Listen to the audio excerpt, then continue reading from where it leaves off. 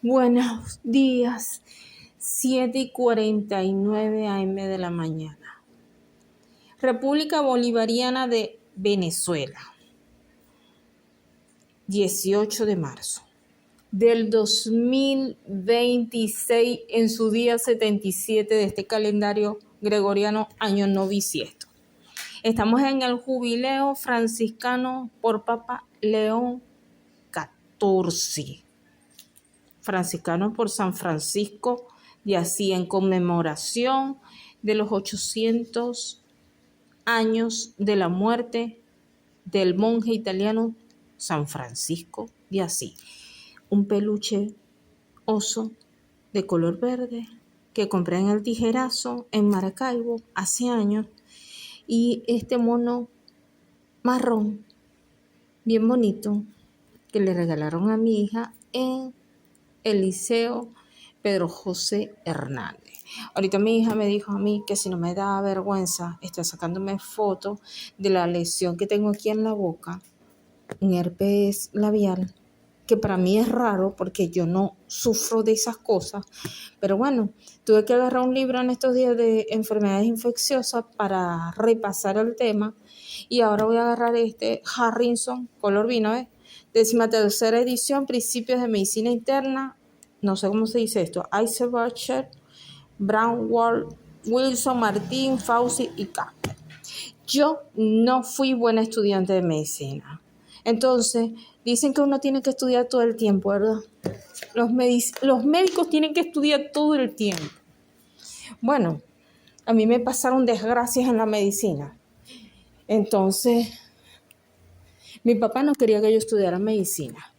Mi tía tampoco quería que estudiara medicina y yo no hice caso. En la Universidad del Zulia también me dijeron que agarrara otra, que me quedara con odontología, y yo no hice caso. Entonces yo creo que yo debía haber estudiado odontología.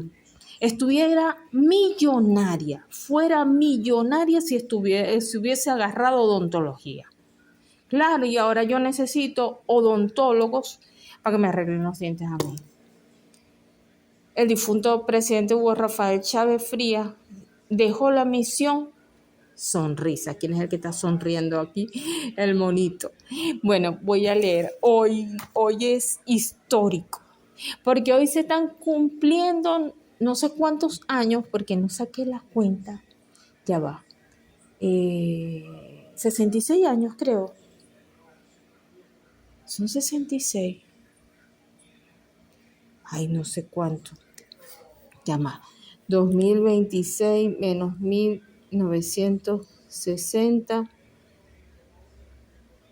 66 años del día que el difunto expresidente Rómulo Ernesto Betancourt Bello declaró a la montaña de Sorte de la diosa María Leonza monumento natural. Eso está allá en el estado Yaracuy. Yo estoy en el estado Zulia.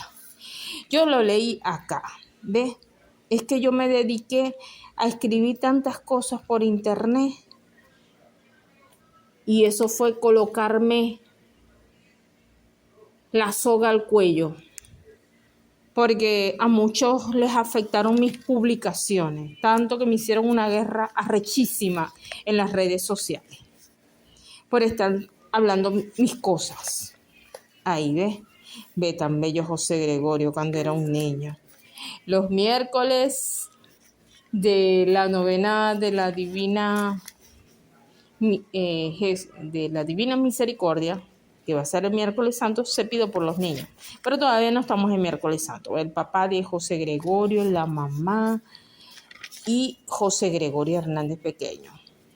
En este libro yo no sé en qué página está, pero yo lo leí aquí.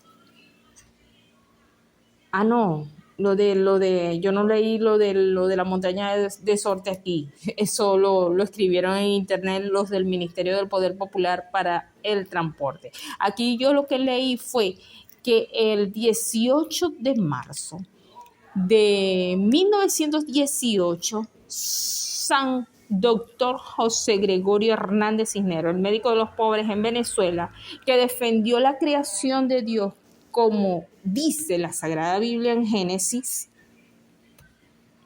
hizo un ofrecimiento de vida el 18 de marzo, bueno, otra vez el año 1918. ¿Hace cuánto tiempo? 2026 menos 1918. ¿Cuánto tiempo? 6, 8, 2.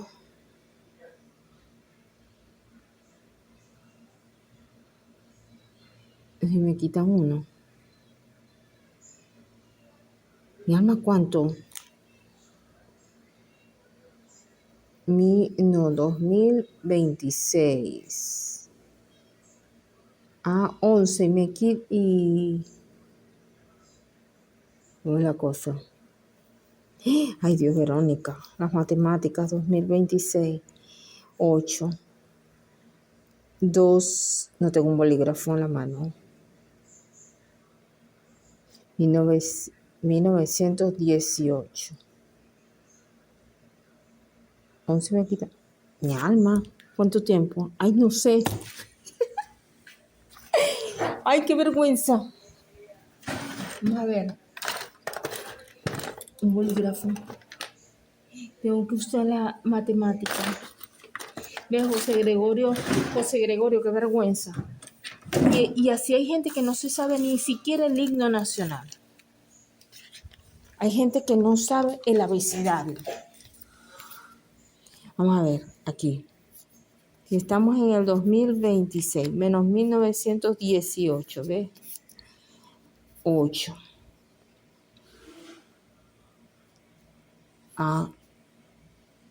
Mi alma. ¿Qué es lo que está pasando aquí?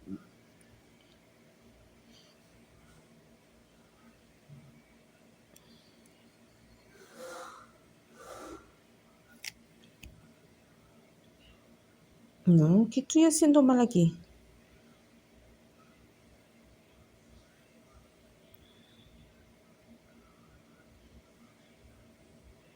¿Por qué no me da?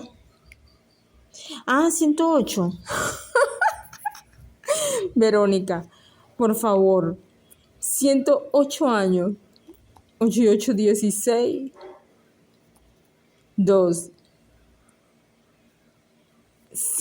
Hace 108 años, el doctor José Gregorio Hernández hizo ofrecimiento de vida. Verónica, estáis mal en matemática. Raspada. Ajá. Tantos años que José Gregorio Hernández hizo un ofrecimiento de vida. El día lunes. El lunes pasado yo no recé por las almas del purgatorio. Lo recé fue ayer martes. Ajá. Bueno, entonces el lunes fue que a mí me salió el herpes en la boca, en la comisura labial derecha. Entonces mi hija dice que qué vergüenza, van a creer que tenés una enfermedad venérea. Y yo le digo, bueno, ahora más a mi favor lo voy a publicar, porque yo no tengo pareja sexual y no ni siquiera recuerdo cuándo fue la última vez que yo tuve relaciones sexuales. Ajá, entonces a mí no me da pena. Entonces, de algo tiene que servir los testimonios de esta mujer que una vez la diagnosticaron como bipolar. Supuestamente yo soy bipolar. Para otros soy esquizofrénica. Para otros lo que estoy es falta de huevo. Así me dijeron una vez, el año pasado. En el día del médico y la médica. Sí, que yo estoy falta de huevo. Bueno. Entonces, como estoy falta de huevo según algunos, entonces no, menos me va a dar pena de hablar del herpes labial.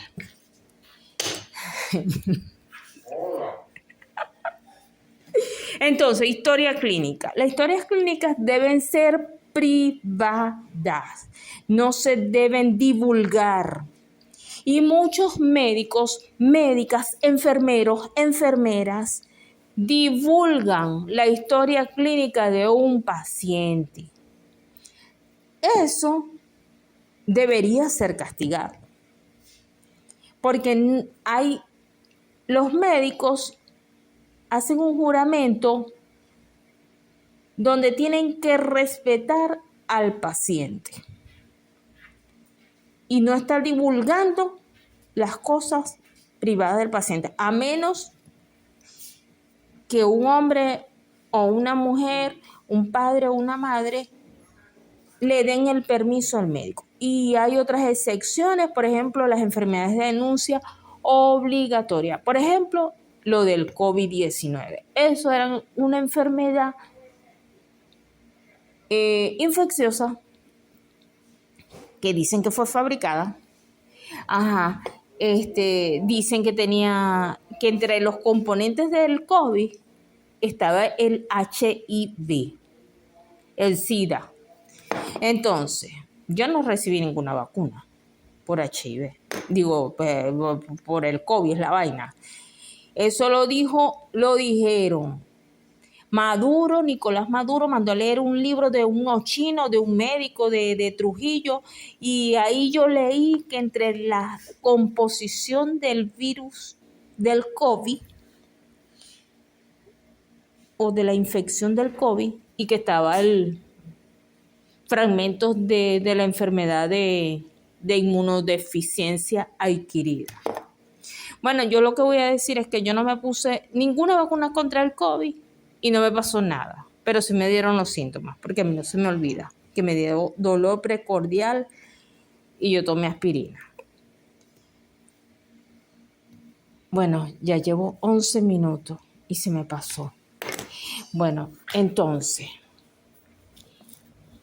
aquí hubo un pastor en Cabima que dijo que lo del COVID no era ninguna pandemia, era una pandemia, que esto fue fabricado para reducir a la población mundial. ¿Y cuántas personas murieron por COVID-19? Muchísimos médicos profesionales de la salud murieron por esa enfermedad, religiosos. En la catedral murió un sacerdote que era joven, creo que tenía 42 años. El padre Andrés Eloy, no me acuerdo el apellido, no recuerdo el apellido. Bueno, tenía 42 años o 41. Yo creo que no había cumplido los 42. Bueno, aquí está, sección 12 en la página. ¿Qué página es esta? 909 del libro de medicina interna que me compró papá.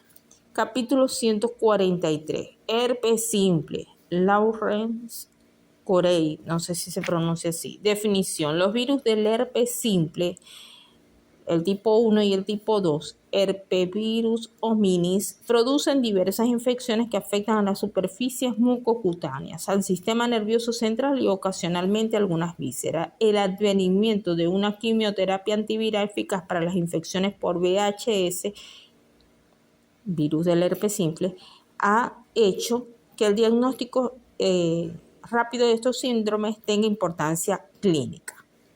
Etiología. El genoma del virus del herpes simple es una molécula de ADN de doble filamento lineal, peso molecular aproximado de 100 por 10 elevado a la 6, que codifica más de 60 productos genéticos. La estructura genómica de los dos subtipos de VHS son similares y la homología global de secuencia entre VHS1 y VHS2 es de aproximadamente el 50%. Las secuencias homólogas están repartidas por todo el mapa genómico y la mayor parte de los polipéptidos especificados por un tipo viral tienen relación antigénica con los polipéptidos del otro tipo. Sin embargo, existen muchas regiones tipos específicas de proteínas del VHS1 y del VHS2.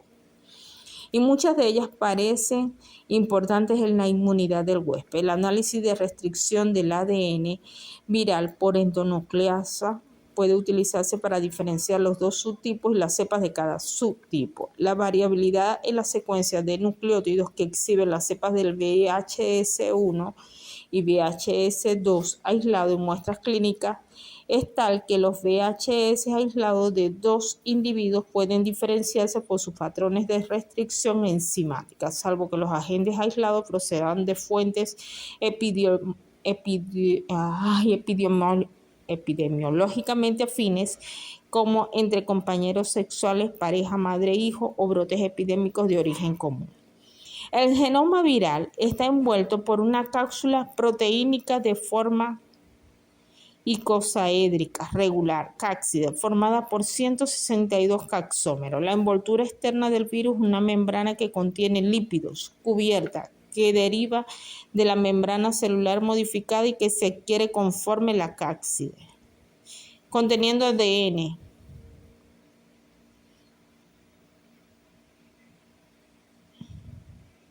Que se adquiere conforme la cápside, conteniendo ADN, emerge a través de la membrana nuclear interna de la célula huésped.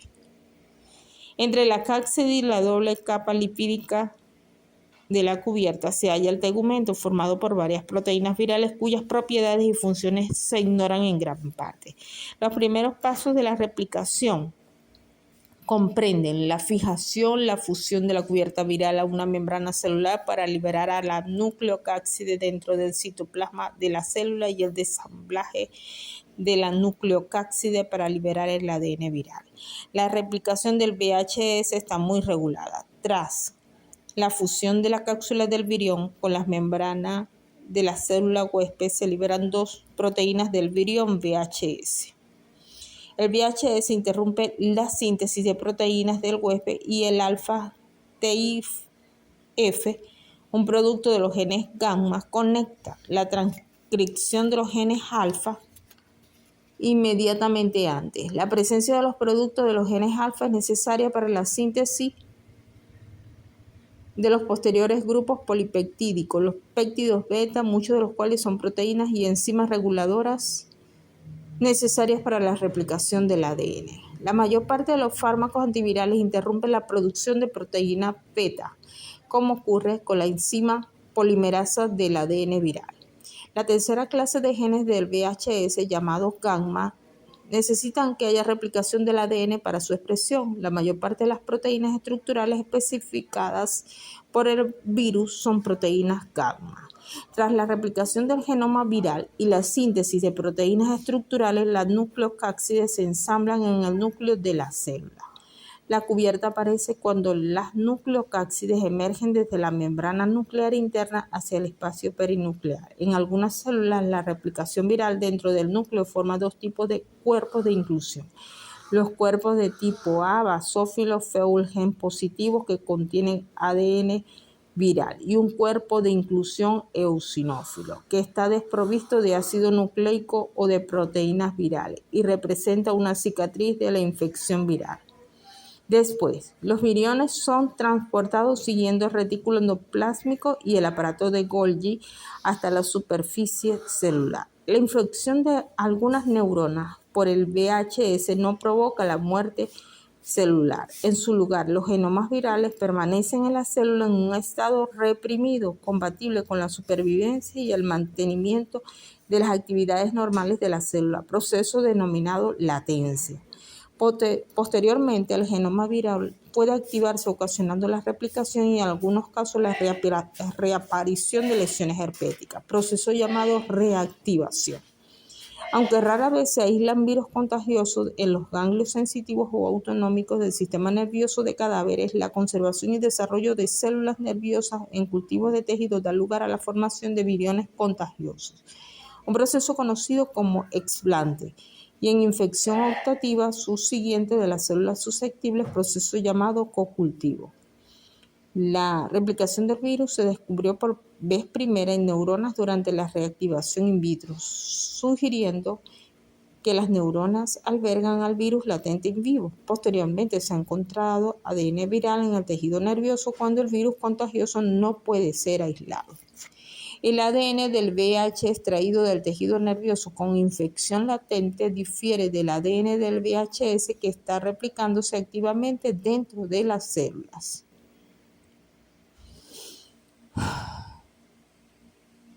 En las células que sufren infección latente solo se produce una transcripción parcial de las proteínas virales.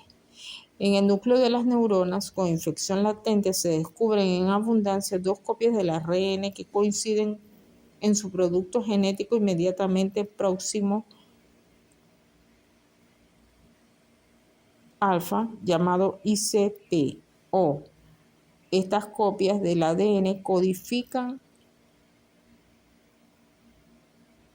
en una dirección opuesta, sugiriendo que pueden ser un factor capaz de inhibir la subsiguiente transcripción de las proteínas beta y gamma.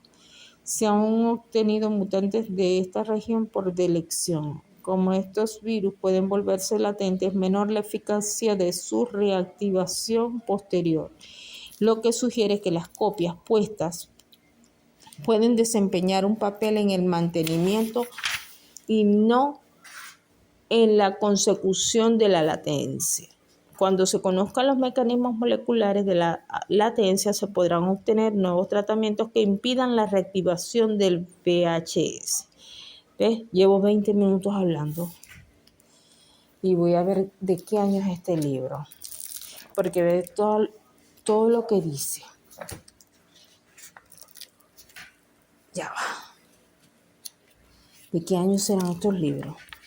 ¿Y por qué edición irán en medicina de Harper? Yo no sé ni siquiera por qué edición va. ¿Será que se me dañó la cámara del celular? ¿Qué molleja? Derechos reservados 1994 respecto a la 13ª edición en inglés por McGraw-Hill Interamericana de España. O sea, desde el año 94, ¿me entendéis? Y habla aquí de Madrid. Es del 94. Traducción. Aquí están los que ayudaron a traducir: José Luis Agú Aparicio, Isabel Álvarez Valeriola, Carlos Badía Villaseca, Juan Manuel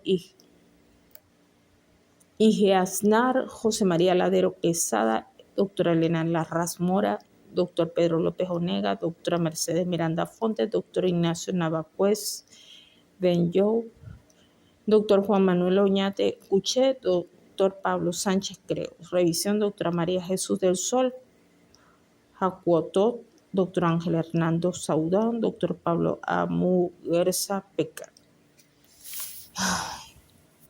Ya me cansé. Medicina no es fácil, ¿verdad? Pero el herpes labial, yo me lo autodiagnostiqué. Y yo le pregunté a la Virgen de Rosario en la cocina de mi casa que por qué a mí me salió eso. Y tuve que leer. Entonces, yo lo que tuve fue una reactivación del virus, me imagino. Porque ve lo que dijo mi hija. Van a creer que tengo una enfermedad venérea. Yo tengo mucho tiempo que no tengo contacto sexual. Y por eso yo le pregunté a la Virgen que por qué me salió eso. No sé. Yo sé lo único que puedo decir, que yo vivo rodeada de aguas negras. Patogenia. La expresión de las superficies mucosas o las rosaduras cutáneas al virus permite su entrada y el comienzo de su replicación en las células epidérmicas y dérmicas. Aparezcan o no lesiones clínicas evidentes, puede haber una replicación viral suficiente para infectar a las terminaciones nerviosas sensitivas o autónomas. Es dudoso si esta infección mucosa periférica deja siempre una latencia. Después se cree que el virus, o más probablemente la nucleocápside, se traslada infraaxonalmente hasta los cuerpos de las neuronas ganglionares. En el hombre se desconoce el tiempo que transcurre entre la inoculación del virus en los tejidos periféricos y su propagación hasta los ganglios.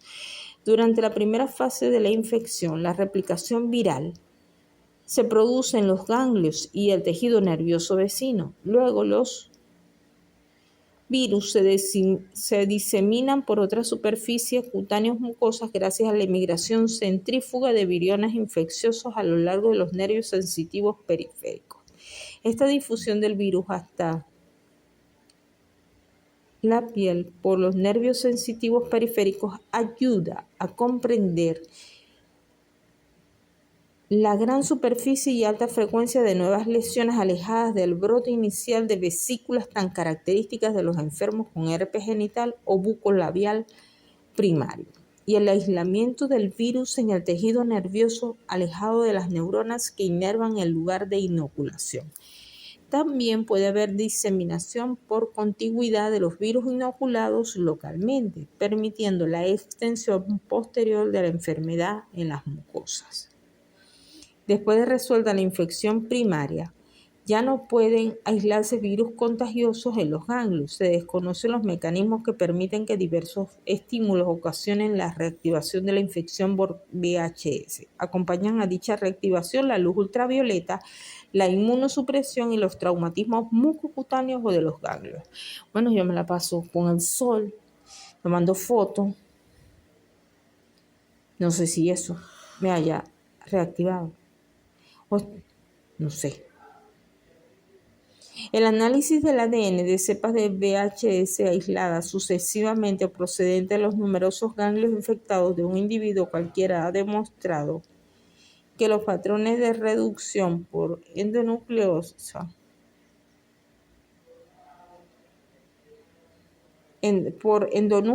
son idénticos en la mayoría de las personas. En ocasiones, más a menudo, en sujetos inmunodeprimidos pueden identificarse múltiples cepas del contiguo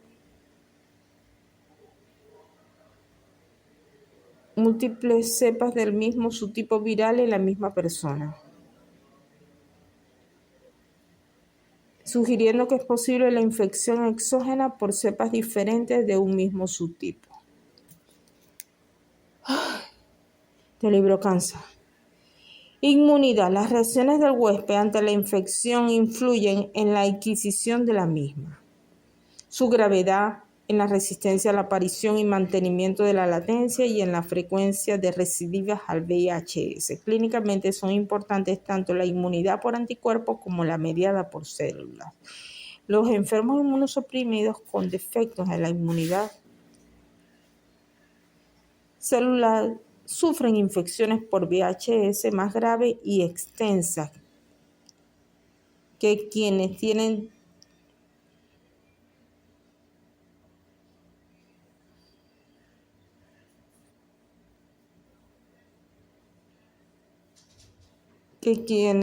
tienen déficit de la inmunidad humoral, como la agamaglobulinemia. La extirpación experimental de linfocitos indica que las células T desempeñan un papel importante evitando una diseminación mortal del proceso, aunque los anticuerpos sirven para producir las concentraciones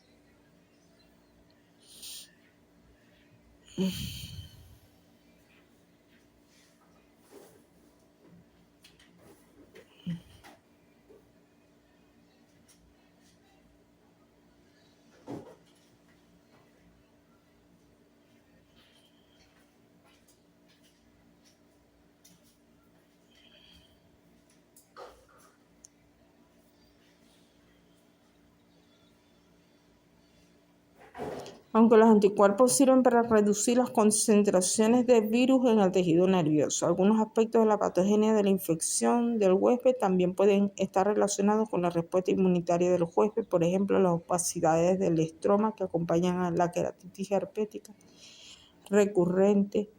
Se ha comprobado que las glucoproteínas de la superficie viral actúan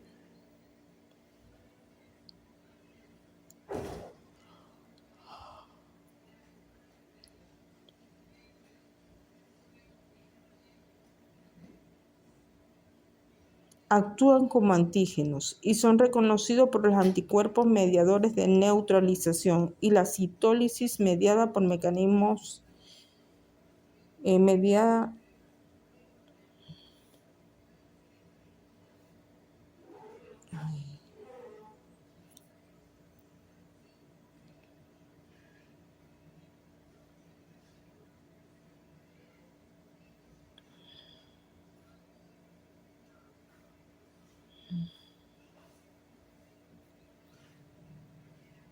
Me perdí. En infecciones experimentales, los anticuerpos monoclonales específicos para cada una de las glucoproteínas virales conocidas protegen frente a la ulterior afección neurológica o la latencia ganglionar.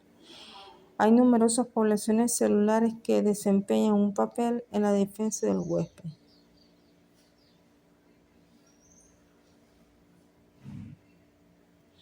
Ay, no, hasta aquí lo dejo, porque me dio sueño. Vamos a ver aquí. Hay numerosas poblaciones celulares que desempeñan un papel en la defensa del huésped frente a la infección por VHS, tales como las células citolíticas NK, los macrófagos, diversas poblaciones de linfocitos T y las linfocinas elaboradas por ellos. En animales, la transferencia positiva de linfocitos sensibilizados confiere protección para las moléculas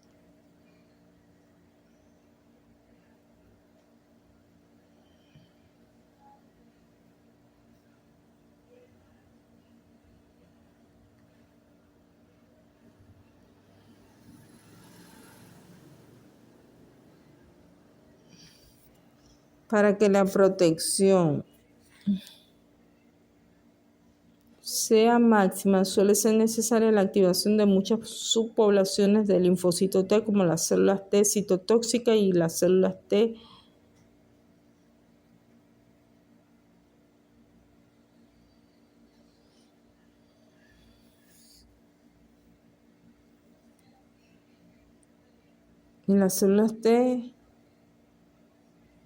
responsables de la hipersensibilidad retardada. Estas últimas pueden conferir protección mediante la liberación estimulada de linfocitos antígenos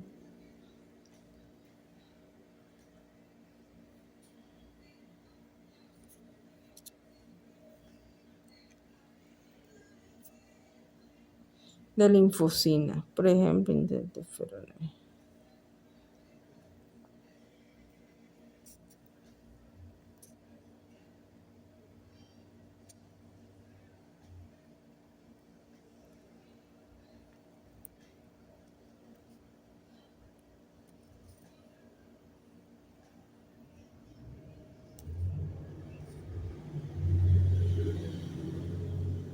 Ajá.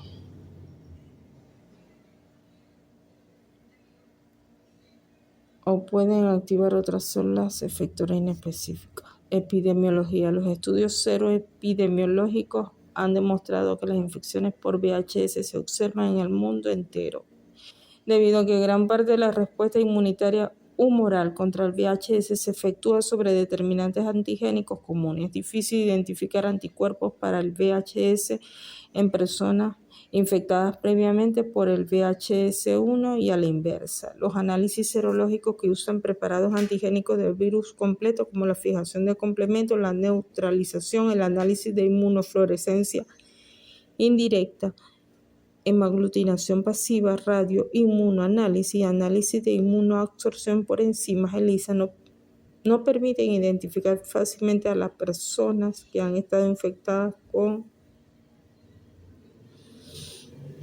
ambos subtipos del virus. Recientemente han aparecido pruebas serológicas que identifican anticuerpos para las proteínas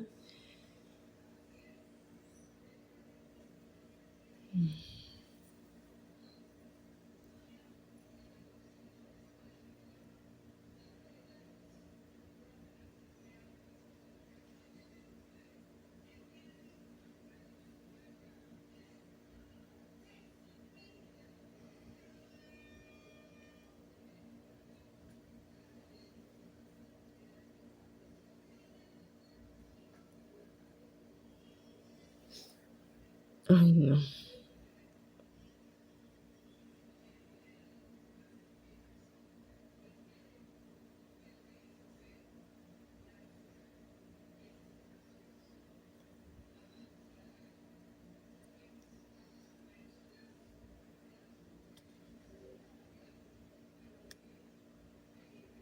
Anticuerpos frente a la glucoproteína G del VHS1 y del VHS2. Actualmente solo un número limitado de laboratorios poseen estos ensayos. Al 94. La infección por VHS se adquiere antes y es más frecuente que la infección por VHS2. Más del 90% de los adultos tienen anticuerpos para el VHS1 hacia el quinto decenio de la vida. En condiciones socioeconómicas precarias, la mayoría de las personas adquieren la infección por VHS antes del tercer decenio. Habitualmente no se detecta anticuerpos contra el VHS2 hasta la pubertad. La frecuencia de estos anticuerpos guarda relación con la actividad sexual anterior y varía mucho entre los diferentes grupos de población. En la mayor parte de las clínicas obstétricas y clínicas de planificación familiar, un 20-30% tienen anticuerpos para el VHS2.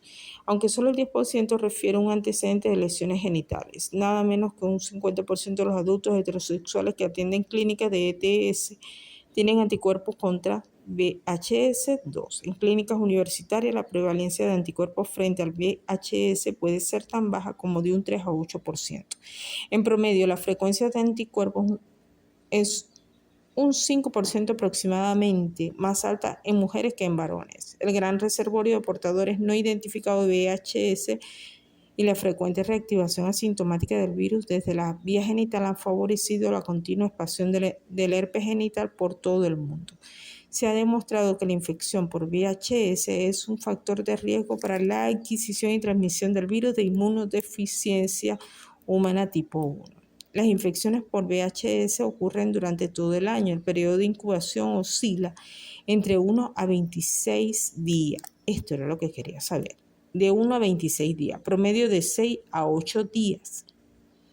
La transmisión se produce por contacto con lesiones ulcerativas activas o con enfermos asintomáticos que eliminan el virus. La excreción asintomática del VHS1 por la saliva se ha descrito un 2 a 9% de adultos y un 5 a 8% de niños. El VHS2 se ha aislado en el aparato genital de un 0.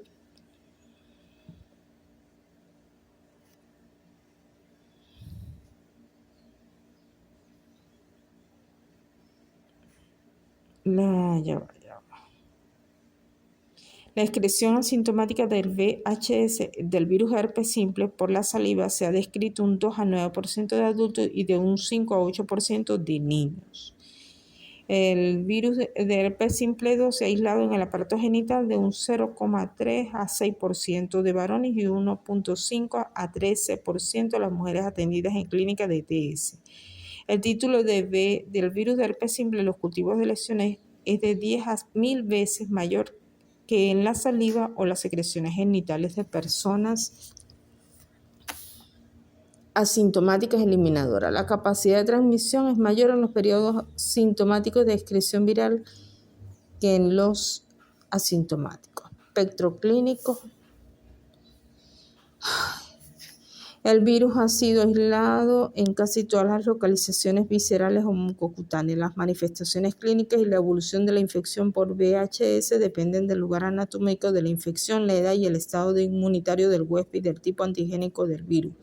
Los primeros episodios de la enfermedad por VHS, especialmente la infección primaria, es decir, la primera infección ya sea con el VHS1 o con el VHS2,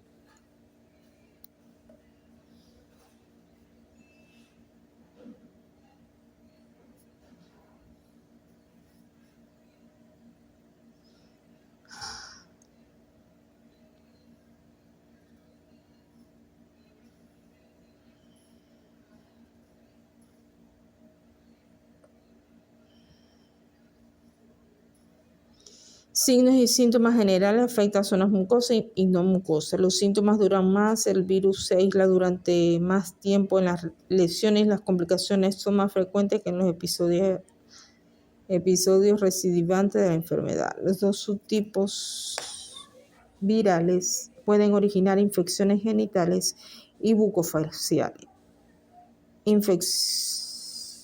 Infecciones que son clínicamente indistinguibles. Sin embargo, la frecuencia de las futuras reactivaciones de la infección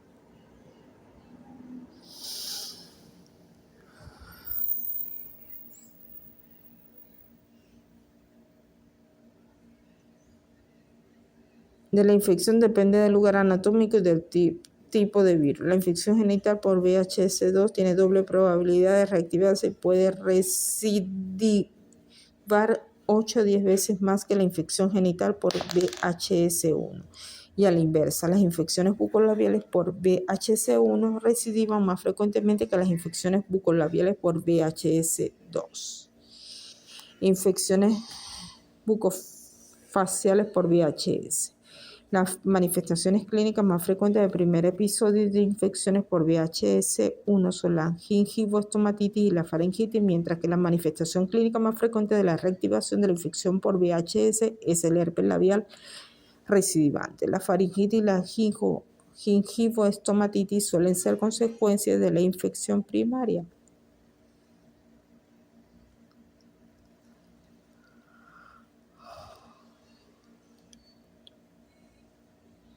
Y se observa con mayor frecuencia en niños y adultos jóvenes. Los síntomas y signos clínicos consisten en fiebre, malestar, mialgia, imposibilidad de comer, irritabilidad y adenopatía cervical que puede durar 3 a 14 días. Las lesiones pueden afectar al paladar duro y blando.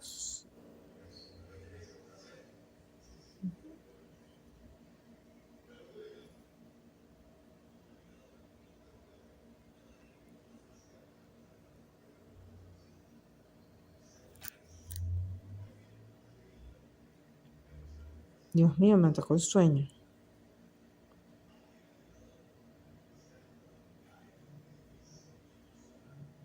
Aquí. Los síntomas y signos clínicos consisten en fiebre, malestar, mialgias, dolor, imposibilidad de comer, irritabilidad y adenopatía cervical que puede durar 3 a 14 días. Las lesiones pueden afectar el paladar duro y blando, encías, lengua, labios y región facial. La infección faríngea por VHS1 o VHS2 suele provocar lesiones ulcerosas o exudativas en la pared posterior de la faringe o en los pilares amigdalinos o en ambos sitios.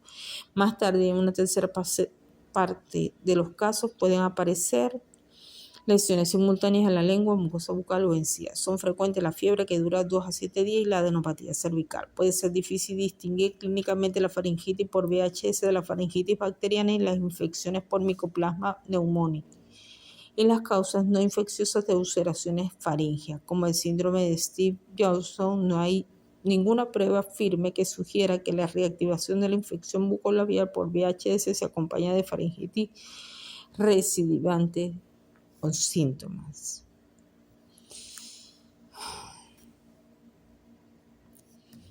No, esto está muy largo. Ya voy a dejarlo aquí.